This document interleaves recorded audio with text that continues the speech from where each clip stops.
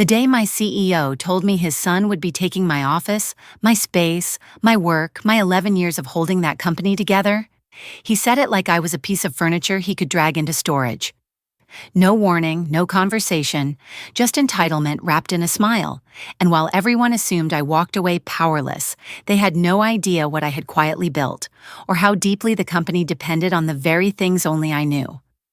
Stay with me, subscribe, and tell me in the comments if you've ever seen a company treat someone like this.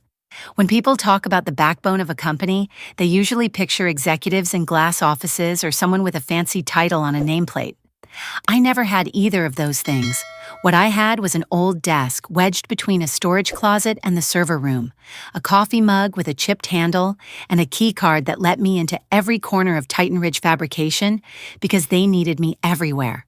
For 11 years, I kept that place breathing, not because anyone asked me to, but because without someone connecting all the broken pieces, the whole operation would have snapped in half. It still amazes me how little people understand the kind of work that never gets applause. The kind that isn't flashy, doesn't show up in quarterly reports, and definitely isn't something the CEO brags about during investor dinners. But it's the work that keeps vendors from walking away, keeps payroll flowing, keeps compliance inspectors from shutting the doors. And for more than a decade, that work was me. I came in before sunrise most mornings because the overnight automation almost never ran right. Our inventory system liked to freeze whenever a supplier changed their format. Our workflow software crashed if more than 3 people uploaded documents at the same time. Those were things no one saw because by 8 a.m., everything was working again. I made it work again. I learned the systems the way some people learn the backroads of their hometown. Every glitch had a pulse. Every data inconsistency had a pattern. I knew which vendor would forget to attach delivery confirmations every single Thursday, which machine operator mislabeled components because he was colorblind, which safety protocols needed manual updates because the software patch never actually patched anything. And I carried all of that in my head because writing it down didn't help. Too much change too fast. Some people call it institutional knowledge. To me, it was survival. Titan Ridge ran on outdated software, aging machines, and a leadership team that believed technology magically fixed itself. They assumed automation meant autopilot. They assumed my job was typing on a keyboard all day. They assumed everything worked because the system was good, not because someone was quietly dragging the system forward day after day. I can't count how many times vendors called me personally instead of the general line. "Catalina, I know you'll sort this out," they'd say. And I always did. Not because I was paid well, not because anyone at the top appreciated it. I did it because the workers on the floor needed parts on time. They needed a system they could trust, even when leadership didn't understand the value of that trust. Looking back, I realized I had more power than anyone knew. Not the kind you flaunt, not the kind with titles or spotlights. I had the kind of power that came from being the only person who truly understood how every moving part fit together. And in a place like Titan Ridge, that kind of power is dangerous, especially when the wrong person decides they don't need you anymore. It happened on a Thursday afternoon, the kind of day where everything was already running hotter than usual. One of our vendor portals had stalled mid-transfer. The shipping database had thrown out a string of corrupted entries, and I'd spent the last hour cleaning up numbers that should have never been wrong in the first place. I was in the middle of reconciling a batch of mislabeled hydraulic components when I heard the footsteps. Not hurried, not hesitant, slow, confident, entitled. Graham Lockwood, our CEO, walked in with that familiar expression of a man who had never once worried about the consequences of his decisions. He didn't even glance at the monitors filled with red alerts. His attention was on his phone, thumb scrolling while the whole back office sat on the edge of a technical meltdown.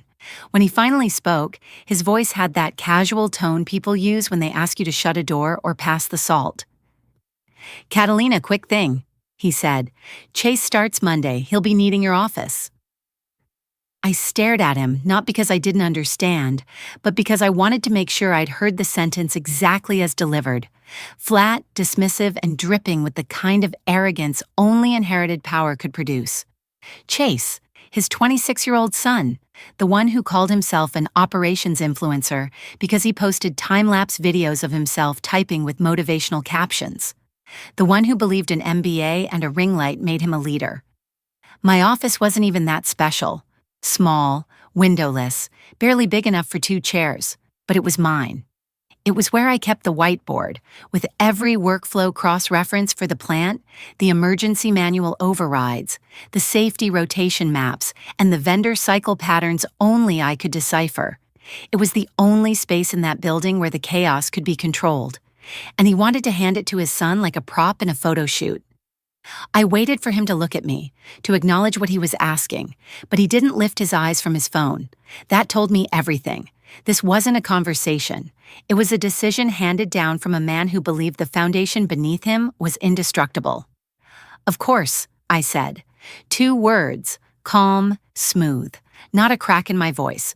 If he noticed that I wasn't arguing, he didn't show it. He just nodded once as if I'd signed a contract and walked away. I sat still for a long moment, listening to the hum of the servers behind the wall, the faint clatter of machinery from the production floor, the heartbeat of a company that ran because I held its nervous system together. Then I stood and looked around the room, not with sadness, not with shock, but with clarity. 11 years of building, stabilizing, rescuing, and patching so many broken systems. All of it reduced to an afterthought because a man wanted to give his son a shortcut to authority. I packed only what mattered. My notebook, the one filled with internal patterns, cross-references, and the contacts of every vendor who trusted me more than the company line. My travel mug, dented but loyal, and the external drive containing every script, every tool, every custom integration I had written over a decade. Not proprietary data, not company secrets, my work, my intellectual output. The very code that leadership believed was fully automated, unaware it needed constant human interpretation. Everything else, the desk, the dead plant, the second monitor Chase would probably replace with a camera stand, I left exactly where it was. I typed a short message to HR, the kind that revealed nothing but said everything.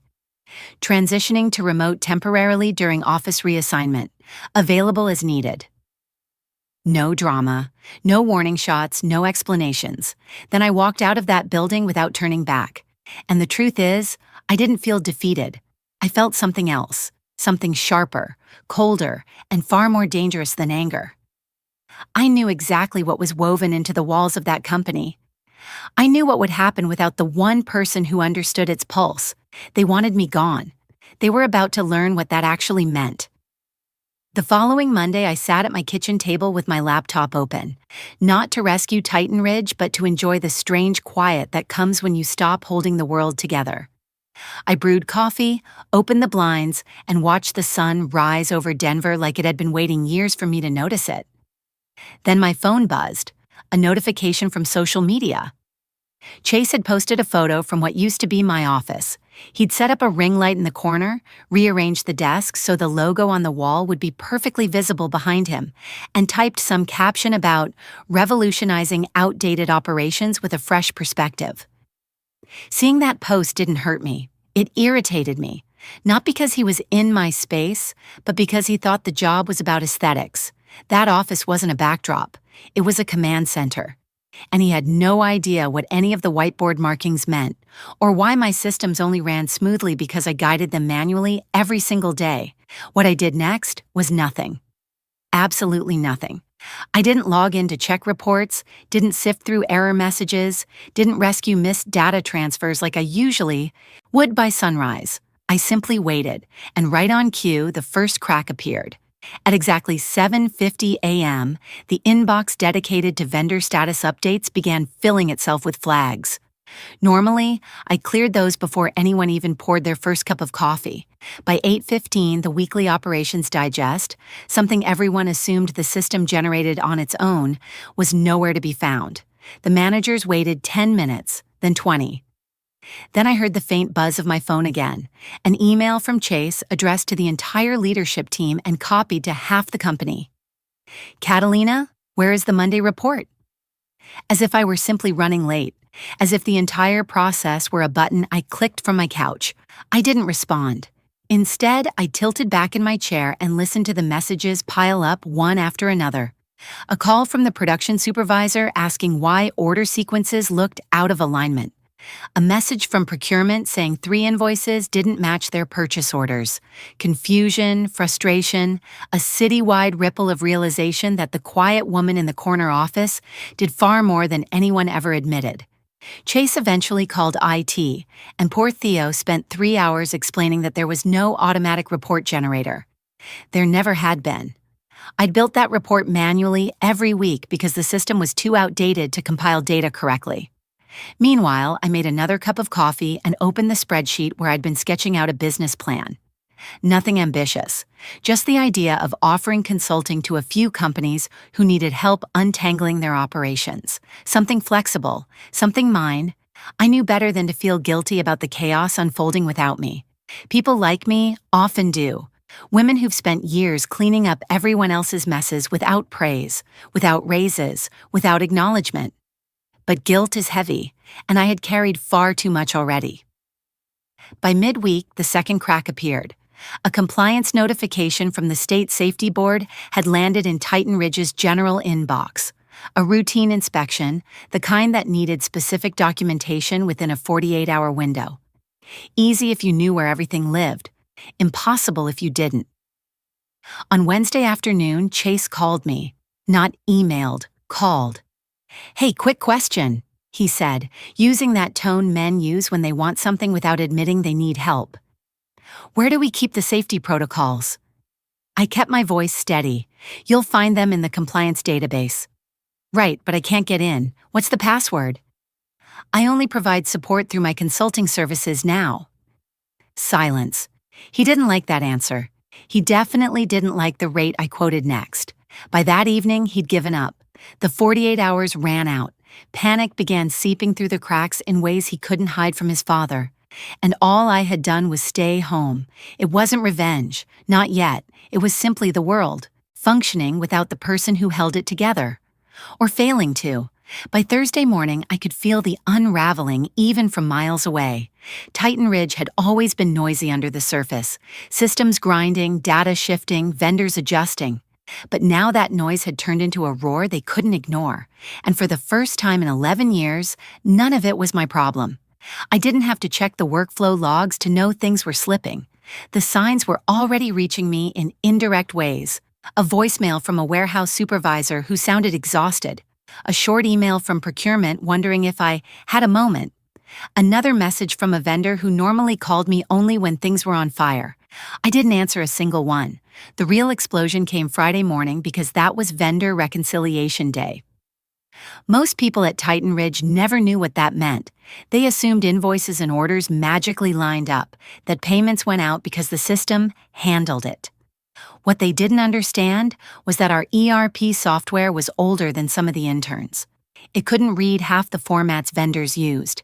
It couldn't match delivery codes with their purchase order numbers. Every Friday, I spent hours stitching together mismatched data like a surgeon closing up wounds. Without that work, everything bled, and it did.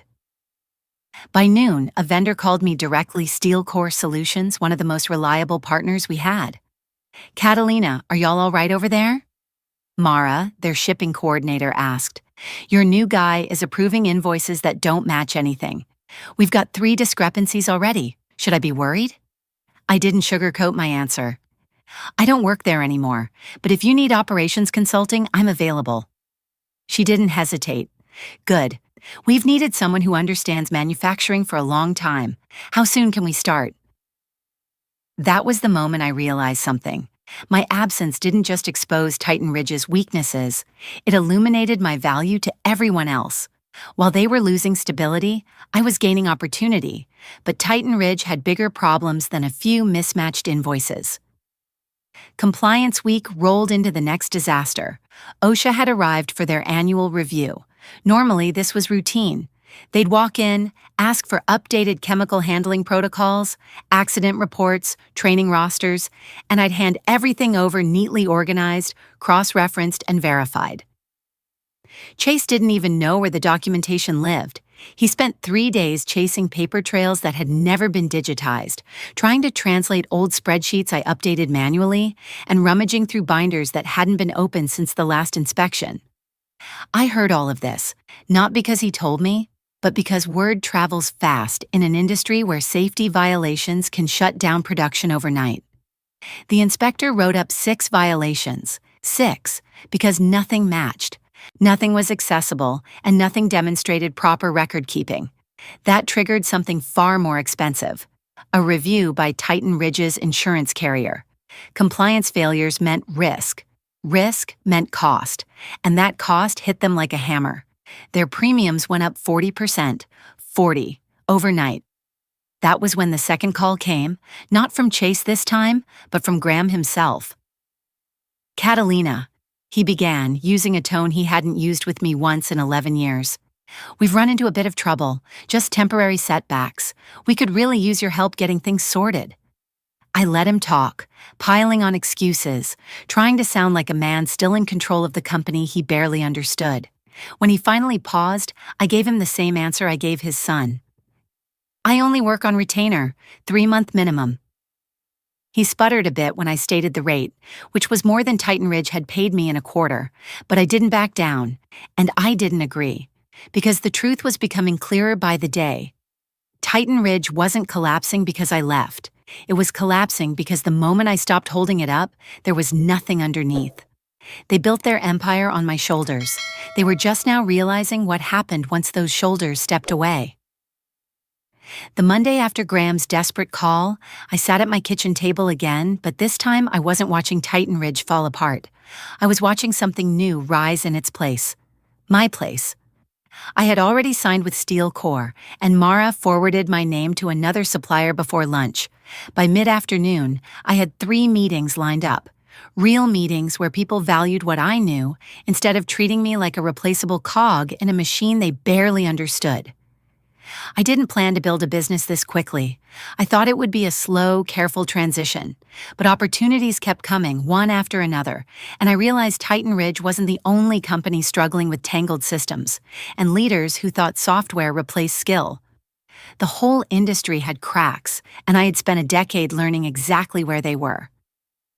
The real turning point was when I reached out to Renee, the production scheduler they'd laid off during Chase's efficiency overhaul. She had 15 years of experience and a mind that ran cleaner than any automation script. When she picked up the phone and I offered her a spot with me, she didn't even hesitate. "Just tell me when," she said. Then I called Marcus, the maintenance lead who could read the machines by their sound alone. Titan Ridge tossed him aside like outdated hardware. To me, he was irreplaceable. When he heard I was starting something new, he laughed, not out of mockery, but relief. "About time someone in this industry knew what they were doing," he said. By the end of the week, the 3 of us were sitting in my basement, laptops open, planning our first full-scale consulting project. It wasn't glamorous. Folding chairs, a wobbly table, a single lamp that buzzed whenever the washer kicked on. But it was ours, and it felt more like home than Titan Ridge ever had. What surprised me most wasn't the work. It was the respect. Steel Core didn't ask if I really understood operations. They didn't question my judgment or ask for explanations meant only to reassure fragile egos. They trusted me. They listened. They paid promptly. They thanked me. I didn't realize how starved I'd been for simple acknowledgement until I started receiving it. Our first project wrapped in 3 weeks ahead of schedule, and Steel Core immediately asked to extend the contract. Then Richardson Forging reached out. Then Apex Hydraulics. Word spread faster than I could respond to emails, and suddenly we weren't a makeshift team in a basement. We were a company. Reyes Operations Consulting. The name felt strange at first, almost too bold, like calling myself something I hadn't earned. But I had earned it. 11 years of saving a company that never valued me built the foundation for something far stronger than Titan Ridge would ever be again. The irony wasn't lost on any of us. While Titan Ridge scrambled to fix the chaos they created, I was working with their competitors, strengthening them, stabilizing them, helping them grow. Every mistake Graham and Chase made pushed another client toward my inbox. They had thrown away their greatest asset, and now I was becoming everyone else's. And for the first time in my career, I wasn't invisible. I wasn't overlooked. I wasn't dismissed. I was the person companies called when they needed someone who actually understood how to keep their world from falling apart. Everything they took from me became the reason I succeeded. Everything they ignored became everything others depended on. And the best part? I was just getting started. By early spring, I didn't need inside information to know Titan Ridge was spiraling. The signs were everywhere. Vendors I never expected to hear from sent polite messages asking if I was still available for guidance, which was their diplomatic way of saying Chase had no idea what he was doing. A procurement manager from a long-term client called me privately and asked if the rumors about delayed shipments were true. I didn't confirm anything, but the silence on my end told her enough. Within a week, she pulled her company's contract. It was only the beginning. Titan Ridge had always walked a thin line between stability and chaos, and for years I had been the invisible weight keeping that line steady. Without me, every oversight they had ignored became a disaster waiting for the right moment. And those moments arrived like clockwork. One client after another reported missing parts, incorrect deliveries, or payment delays. The leadership team tried to blame vendors, weather, software bugs, anything but themselves. But the truth always leaks through cracks like these. The next blow came when the quarterly numbers were released. I didn't see the report directly, but word traveled fast. Revenue down 22%. Operating costs up nearly 40% because they kept hiring expensive consultants who couldn't untangle the systems I had managed for years by instinct alone. Their stock price fell hard, dipping to levels they'd never seen. Another client left. Then another. People started whispering about a potential merger, but only if Titan Ridge could prove they weren't a sinking ship. They couldn't.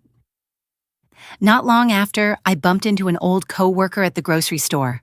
She looked tired, eyes sunken, posture weighed down. "It's bad in there, Catalina," she said. "Really bad. Chase crashed the inventory system last week trying to optimize something. We were down 3 days. Orders piled up. Customers were screaming. Graham is acting like everything's fine, but the board is furious." I wasn't surprised. I had predicted this outcome months earlier, back when I walked out with nothing but my notebook and my drive. But hearing it put into words was different. It reminded me how much wreckage they were willing to tolerate before admitting they didn't understand how their own company worked. Another vendor called me a week later, Apex Hydraulics. Their tone was sympathetic but blunt. "We're giving Titan Ridge 2 more weeks," they said. "If they can't get their house in order, we're switching suppliers. But we wanted to check if you were taking new clients." I was, but only selectively, and the fact that companies were coming to me before abandoning Titan Ridge said more about their collapse than any earnings report could. Still, I didn't gloat. Not out loud. What I felt wasn't pride, it was clarity. I had spent years softening the consequences of their incompetence. I had protected them from damage they never even realized they caused themselves. Now, without that shield, they were experiencing the reality they had been insulated from for more than a decade. Their decline wasn't sudden. It was simply visible for the first time. My team and I were thriving. We had moved from my basement into a small office downtown. Renee handled scheduling like she had been waiting years to do it for people who respected her. Marcus organized our on-site assessments with the efficiency Titan Ridge never appreciated. And me? I was finally choosing where I put my energy and who was worth receiving it. Titan Ridge had taught me one thing. A company that doesn't value its foundation doesn't deserve to stand. And every day that passed, they proved that lesson with painful clarity. The day Graham showed up at my house, the sky was overcast, the kind of gray that feels like the world is bracing for something. I saw his car long before he knocked. Sleek, expensive, completely out of place in my quiet neighborhood. He sat in the driveway for a full 5 minutes, shoulders slumped, hands gripping the steering wheel like he was trying to gather the courage to face what he had created. When he finally walked up the steps, he didn't have the confident stride of a CEO. He looked smaller, worn down, as if the company had been chewing on him for months. I opened the door before he raised his hand to knock. His eyes widened when he saw me, like he expected me to look the same as when he pushed me aside. I didn't.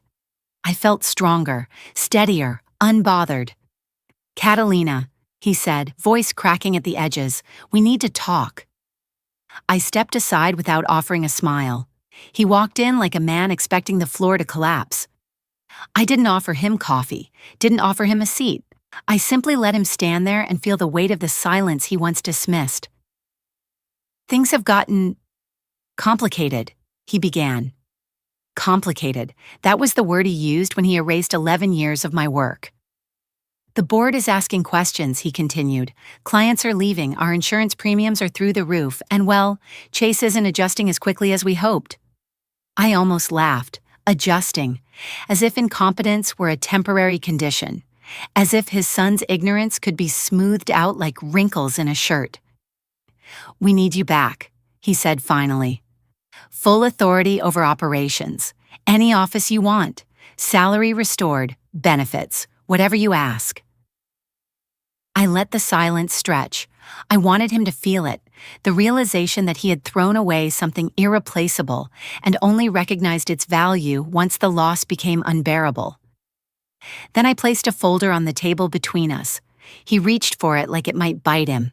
Inside was the 6-month report for Reyes Operations Consulting. Revenue, growth, client list, projections, everything he assumed I could never build without his company. He flipped through the pages slowly, his face shifting from confusion to disbelief to something like fear. This can't be right, he whispered. You're bringing in this much? More, I said, and we're booked through the end of the year. He looked up at me, eyes fragile. Catalina, what do you want me to tell the board? And for the first time, I saw him as he truly was. Not a leader, not an authority, just a man who had never understood the value of what stood right beside him. Tell them the truth, I said. Tell them you replaced the person who kept your company alive with someone who didn't know the difference between a workflow and a filter. Tell them you dismantled your foundation because you thought loyalty was automatic. His mouth opened, then closed. There were no arguments left, no defenses, he had nothing. So you won't come back? I can't return to a place that treated me like I didn't matter, I said, especially now that I know how much I do. He left without another word, and for the first time since walking out of Titan Ridge, I felt something, close to peace. They hadn't just lost me, they had lost their chance to ever earn me back. 2 weeks after Graham walked out of my house, Titan Ridge announced that Chase was transitioning to pursue new entrepreneurial opportunities, which everyone in the industry correctly interpreted as code for being quietly removed. But removing him didn't save them. The damage was already too deep, the cracks too wide. Their biggest remaining client pulled out after a shipment arrived missing half the components.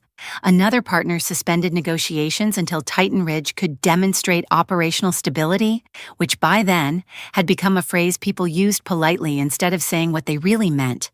The place was sinking. Their stock hovered near historic lows, rumors of a merger swirled like vultures, and compliance penalties remained under review. They hired a high-end consulting firm from Chicago to rebuild everything I had once maintained on muscle memory alone. 4 months, $200,000, and they still couldn't recreate what I held in my head for years. The parts they could rebuild cost them money they no longer had. The parts they couldn't rebuild cost them trust they could never earn back. Meanwhile, my life expanded in ways I hadn't imagined. Our new office, small but sunlit, buzzed with purpose. Renee ran scheduling like a conductor guiding an orchestra. Marcus handled on-site assessments with the calm confidence of someone finally valued for his expertise. We added 2 more consultants, then a part-time coordinator, then a second office across town. Companies that once brushed me aside now waited weeks for a slot on my calendar. Not because I needed them, but because they needed me. One afternoon, I received a message from Chase. A short paragraph about learning from mistakes and hoping I'd be willing to share advice over coffee. I didn't answer. Some lessons aren't meant to be retaught. Some consequences must be lived through. And some people only learn the value of what they had after losing it completely. Titan Ridge tried to erase me. Instead, they carved out the space where my real career began. When I look back at everything that happened, the lesson that stays with me isn't about revenge. It's about clarity. For years, I convinced myself that loyalty meant staying quiet, staying small, staying grateful for whatever scraps of respect I received. But the truth is much simpler. People will value you only as much as you value yourself. I learned that walking away isn't a failure. Sometimes it's the only move that protects your sanity, your future, and the parts of yourself that companies gladly consume if you let them. My revenge wasn't loud. I didn't slam doors or burn bridges. I stepped back and let the natural consequences settle on the people who created them. And watching them face the fallout wasn't sweetness. It was justice. A reminder that neglecting the backbone of your operations isn't just short-sighted, it's reckless. But what surprised me most was how much peace came from choosing silence.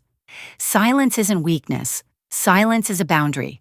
Sometimes forgiveness frees you, but sometimes silence is the sharper knife.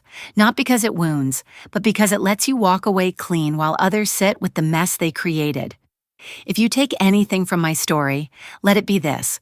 Don't underestimate the power of what you know, what you've built, or the quiet ways you've held things together. And don't wait for someone else to acknowledge your worth before you act on it. In today's world, especially in workplaces that praise shiny titles more than real skill, you must be your own advocate. If your voice is ignored, find a place where it's heard. If your work is dismissed, find a path where it matters. The freedom on the other side is worth more than the stability you're afraid to lose. How to get started today. Write down the real value you bring to your work. Skills, relationships, insights. Set one boundary this week, even a small one. Reach out to someone who respects you and discuss your next career step. Take one action toward independence. Update your resume, research consulting, or learn something new. If this story resonates with you, tell me in the comments. Share it with someone who needs it, and subscribe so you don't miss what comes next.